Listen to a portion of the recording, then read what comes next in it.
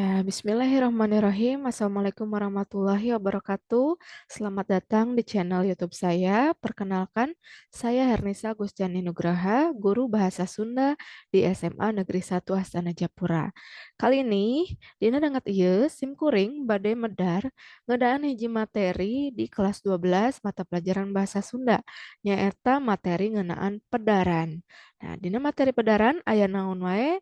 Langsung wae. Ya, materi pedaran atau karangan pedaran. Nah, karangan pedaran teh naon? Karangan pedaran atau sok disebut wacana, wacana anu eusina ngajentrekeun hiji objek, kumaha prosesna, tujuan sarta gunana. Jadi karangan pedaran itu dalam bahasa Indonesianya sering disebut wacana atau teks yang isinya menjelaskan suatu objek, bagaimana prosesnya, apa tujuannya serta bagaimana manfaatnya. Oke, karangan pedaran juga dalam bahasa Indonesia sering disebut teks bahasan atau karangan eksposisi. Nah, apa manfaat dari karangan pedaran? Manfaatnya adalah untuk menambah pengetahuan ya. Jadi manfaatnya pikeun nambahan pangaweruh. Teknik nulis karangan pedaran teh aya 5. Nu kahiji namina teknik identifikasi. Teknik identifikasi nyata medar ciri-ciri objek anu dibahas, yaitu teknik yang menjelaskan ciri-ciri objek yang dibahas. Sedangkan yang kedua adalah teknik proses. Teknik numere gambaran, kumaha prosesna eta objek pedaran. Jadi yang memberikan gambaran bagaimana proses objek yang dibahas itu. Oke, yang ketiga adalah teknik klasifikasi. Teknik klasifikasi teh nyata medar papasingan objek anu dibahas. Jadi, teknik klasifikasi ini adalah teknik yang menjelaskan pengelompokan objek yang dibahas. Jadi, objek tersebut biasanya dikelompokkan. Itu menggunakan teknik klasifikasi. Dan yang keempat namanya adalah teknik definisi.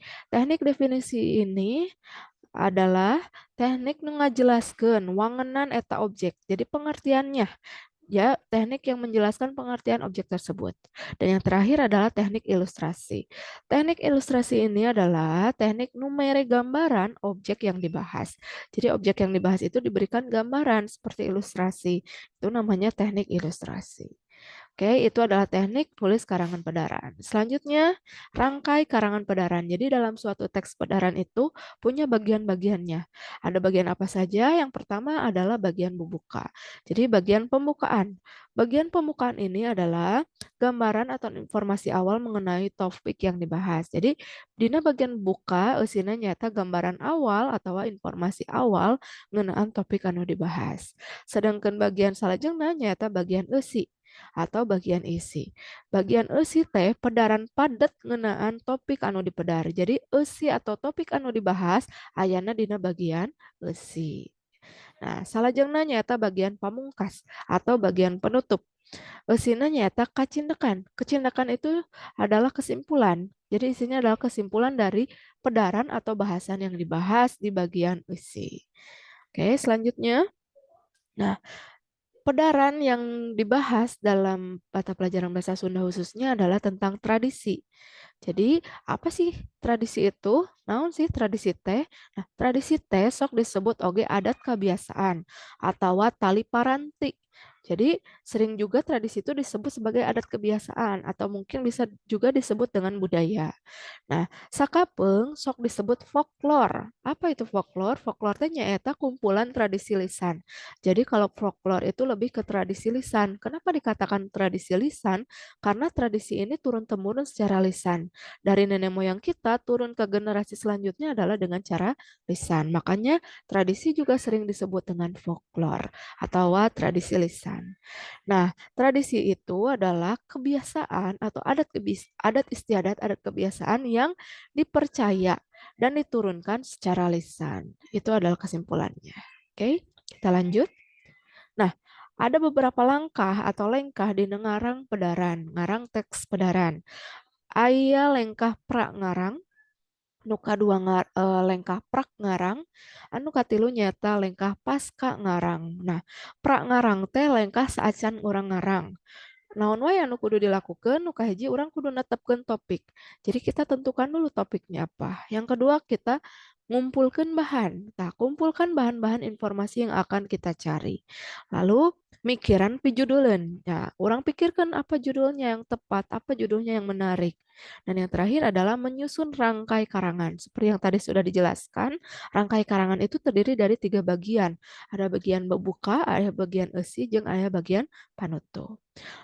Salajengna nyaeta lengkah prak ngarang. Dina lengkah prak ngarang, ieu nyaeta kagiatanna nyaeta orang ngawawegan rangkai karangan. Jadi kita mengisi rangka karangan yang tadi sudah kita buat rangkainya.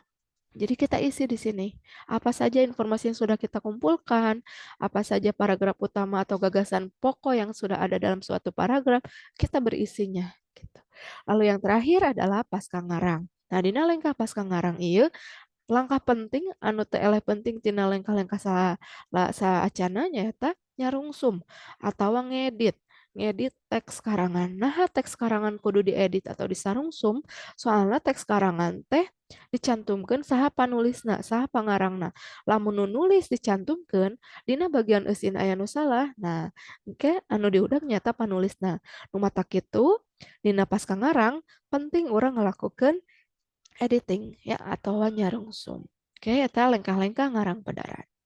Nah, jadi dina tradisi Sunda teh aya naon wae. Nah, ieu aya sababaraha tradisi Sunda anu masih kene dilakukan di masyarakat.